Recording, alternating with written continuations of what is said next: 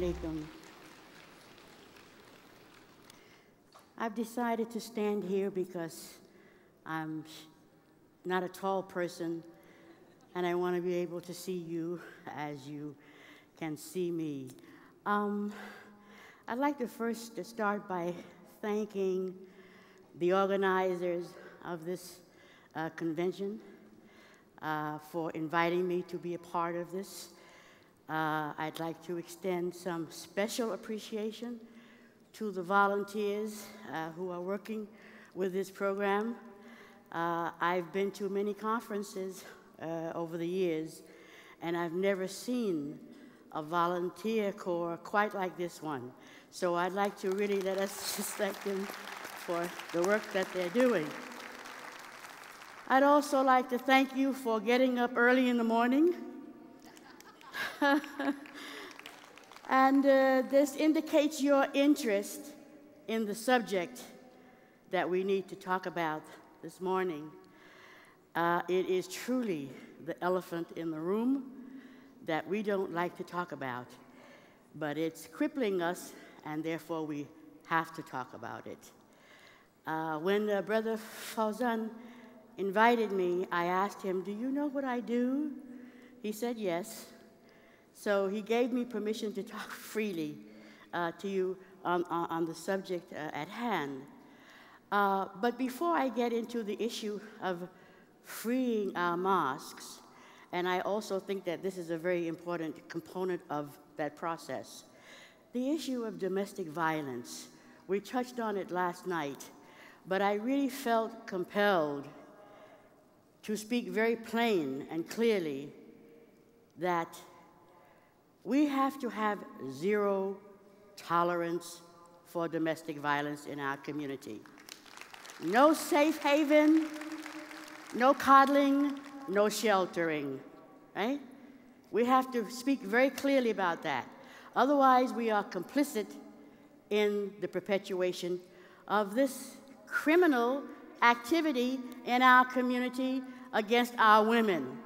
We can't have it. We can't raise wholesome, healthy families if the women are living in fear, often of their lives, literally slaves in their own households. Wallahi, emotional slaves. So we have to be clear. We have to be strong to speak truth to power and say there's no safe haven for abusers.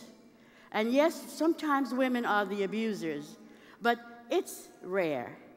It's our men who are suffering this pathology, and we need to get them help like any other person who's sick, but we cannot leave our families to grow up in these pathological environments. Our children don't deserve it, the women certainly don't deserve it, and ultimately the community doesn't deserve it. So I hope that we will be clear that we are not going to tolerate it at all. And when we find brothers who are ill in this way, we have to alert the community, because we can't allow them to go from one abusing environment and marry someone else's daughter and continue that behavior. Now, I know this is not an easy conversation to have, but just recently, a brother decapitated his wife, pillar of the community. You know? I mean, she didn't just die, she was murdered. Now that's a more gruesome example of what happens, but there are all kinds of nuances in between, how women are living in fear of their lives, and that they pass on, they transmit this pathology to their children, so that their children become the abusers. And how can we have a wholesome society when we are hiding this ugly little secret in our closets? So please, brothers and sisters, and especially the imams and the other men in our community, you have to stand up and say no to this kind of behavior. And you have to protect the women in the community. We shouldn't just have to be the ones to learn the martial arts and all of these things to try and protect ourselves. You are supposed to do that for us as well. You have mothers, you have daughters, and of course you have wives. And I know you don't want that for any of the women folk in your family. So let us be clear. It's no tolerance for domestic violence. If someone is ill, put them in an environment where they can get help, but safety first. You do not send a woman back into a home and tell her to be patient. 911 is the number to call. Alhamdulillah.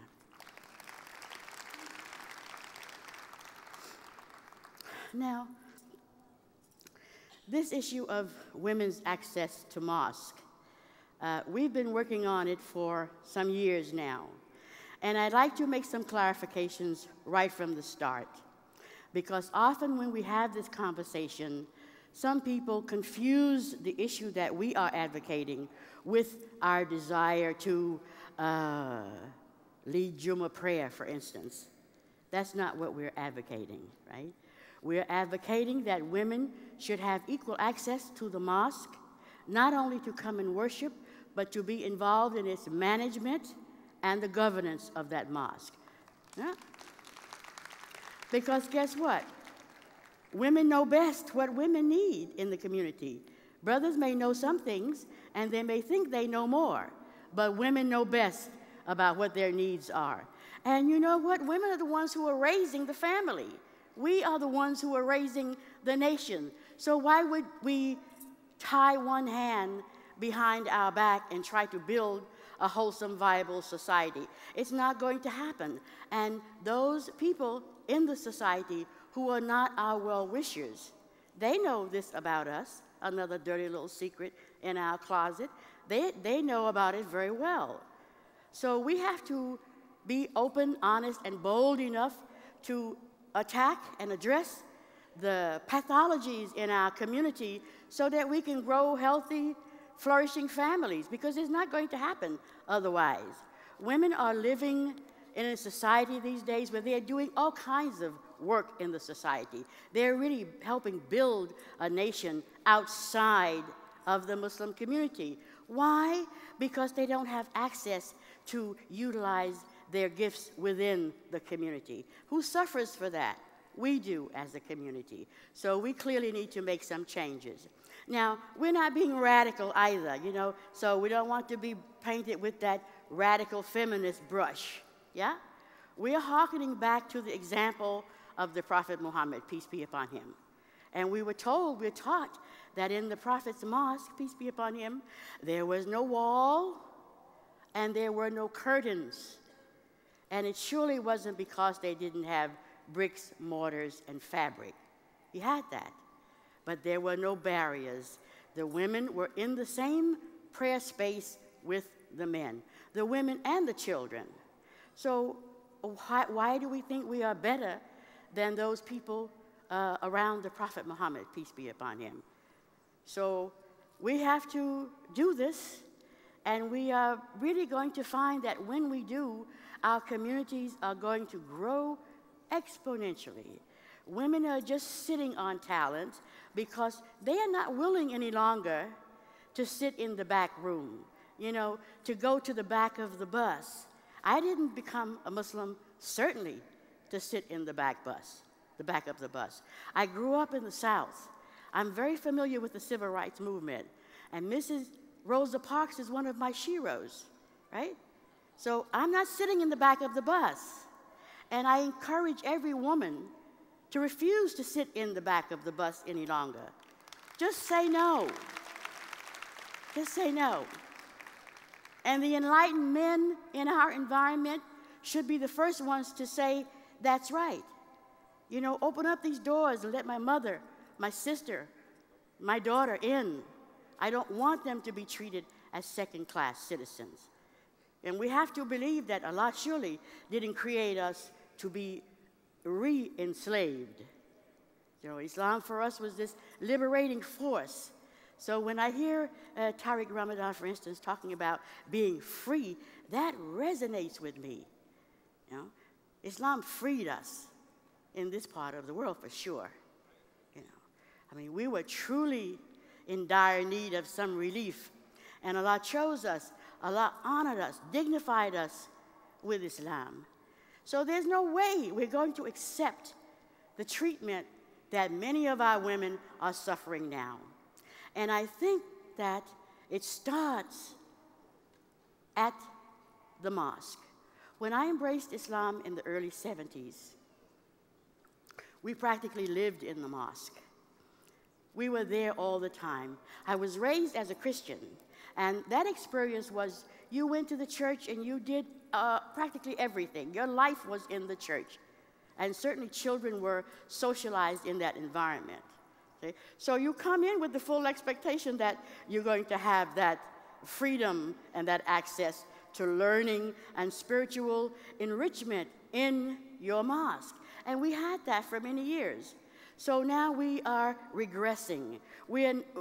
At those times, we didn't have these grand structures that were built from the ground up, you know, these masajids that are opulent, you know, but they have these gilded cages, beautiful cages, you know, with the glass, the plated glass, and what? You know, when we walk out in the street, we encounter men and women every day.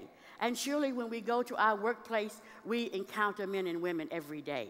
And surely the women and men in our community are strong enough as Muslims not to think that if they look at a woman, somehow, you know, they're going to degenerate or somehow deteriorate into some kind of predator if women are not just erased from vision.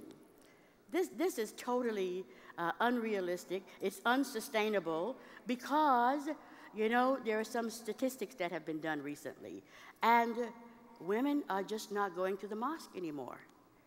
You know, they don't feel welcome. They don't feel at home. It's not friendly environment. So they don't go. And as a result, their children are increasingly not going. Now, what kind of society are you going to have if young people start to say, well, I'm not going to this place anymore because there's nothing there for me. And furthermore, it demeans me when I go there. You know. So we have access to all of this wonderful traditional learning and lofty ideals that Islam gives to us. How are we expected to implement that in our lives if we're still holding on to cultural baggage that devalues women? And make no mistake about it, when we say women, we mean the family. Because without strong women, you're not going to have any nation. You're not going to have any strong children in the deen. You're just not going to have it. And you can't dictate that just because you're the man. Yeah? So we have to be very serious about addressing this issue. Everybody in every community should go back to where they live and begin to engage the mosque leadership there to address these issues. I mean, there's no excuse for this kind of it's discrimination. You know, let's call it what it is. We have language that we can use. You know, this is discrimination against women. Now, our women don't usually complain a lot. One of the brothers earlier, in the beginning of the convention, was saying, complain, you know, make some noise. You know, say you're not satisfied. You know, this is not okay. Because often brothers don't know what it feels like. When they go into the mosque, it's a beautiful place where they go. I mean, you automatically are transported into another space, you know, a spiritual space. It's the lovely carpeting and chandeliers, and it's beautiful. And then you walk to the same masjid around the corner or down in the basement, and the women are in broom closets or astaghfirullah. You know, it's like, it's such a dishonoring of our women. Really, really, really. It has to stop. If anybody has to go to the basement or to the attic, the men should go. You know, very serious. You should be providing the most beautiful space for your women and for your children. The most beautiful space for them. You can go to the attic. You can sit on the ground. You can do that. You are men. Make do.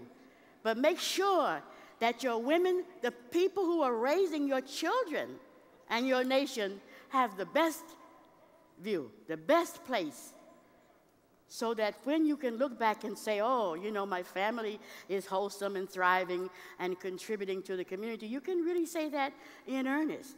But we're not doing that now. And nobody's perfect. I mean, we just have to own our own mess and clean it up, you know, and just get on with the business of the day. And this is very important business because we're not feeling okay. Women are not feeling okay. They're not complaining a lot, but they're not feeling okay. You can't feel okay when you, in the world, you are working as a professional in all aspects of the society. Everybody outside the community respects you for your expertise. They call on you for your expertise. Women are powering other organizations outside the Muslim community, powering them. And the minute they walk into the masjid, they're immediately relegated to second-class status. What does that say to her? Any intelligent woman, you're just like, why should I put up with this? Do you think that our young girls are going to put up with this? They're going to say, why not? I'm just not going. You know, why should I do that? And that's truly a brain drain. We can't afford it. And there is a downward trend where women are not going to the mosques anymore. Young people are not going to the mosque anymore. And don't be deceived, you know. Don't be in an illusion that when you walk into a place, you see a lot of energetic, you know, young Muslim women and men, you know, eager to be in the company of the shuyukh. And, you know, it's almost a rarity. Most people are just yearning to be free, really, in our deen. And the only way it's going to happen is if we make it happen with Allah's help. And we have to start by opening up the masajid. We have to free this space. And not only should it be open and inviting and welcoming to Muslims, non-Muslims should also feel comfortable coming to the mosque also. You all like to do dawah, right? You're really.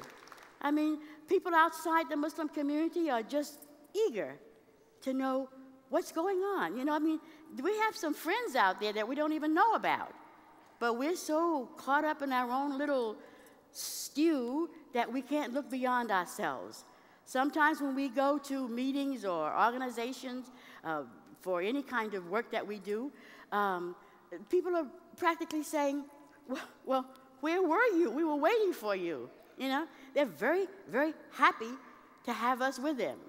You know, so we have to really get busy and make our places open and inviting, progressive. You know, and dawah is by example. It doesn't matter how much you talk the talk. If you don't walk the walk, everybody knows it. Yeah. So it's better to talk less and walk more. People will want to know what's going on there. Who are those people? What are they doing? And look at those women, you know.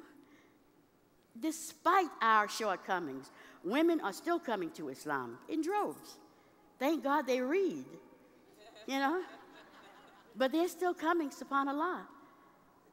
And, you know, people who are not Muslim are wondering, I can't imagine why they are, because look at their religion and how they treat their women, you know.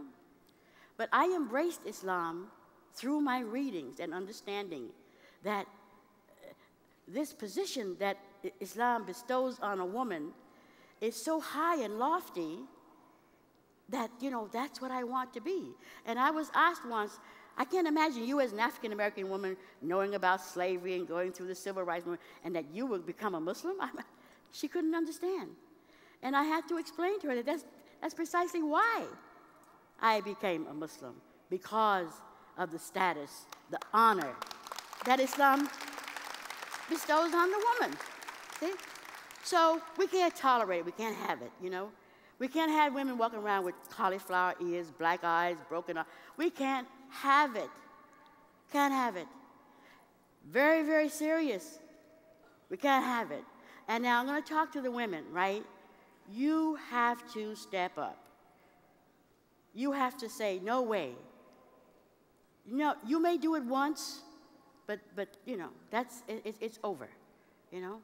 You have to make some demands. You know, Islam bestowed this honor on you. It's beneath your dignity to be treated less than. You know, how are you going to tell your daughters and your granddaughters? What are you going to tell them about Islam? That we have to go to the back of the bus or the basement or the broom cellar, you know, to pray. It's ridiculous, you know. I mean, any thinking person is not going to accept that, you know. And you can only impose it for so long. As soon as they come of age, they're out of here. They're gone, you know. They might show up for Eid, but that's it.